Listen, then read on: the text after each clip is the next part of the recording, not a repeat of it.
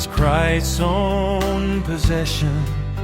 The pillar of truth has strong foundation.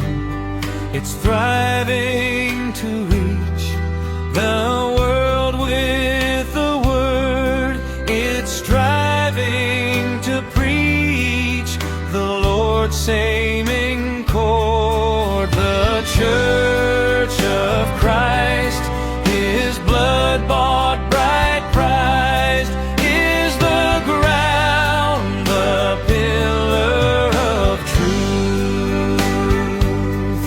The pillar of truth proclaims God's redemption of sinners who are lost in sin and rebellion. The gospel of grace is the message it airs.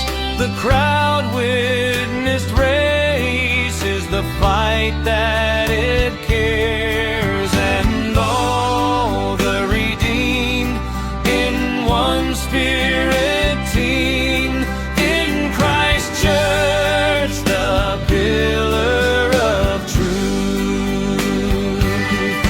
Oh, outside the church, the truth is not honored, and many of them deny God's existence, while some never heard the truth proclamation, and some even throw back the truth they heard.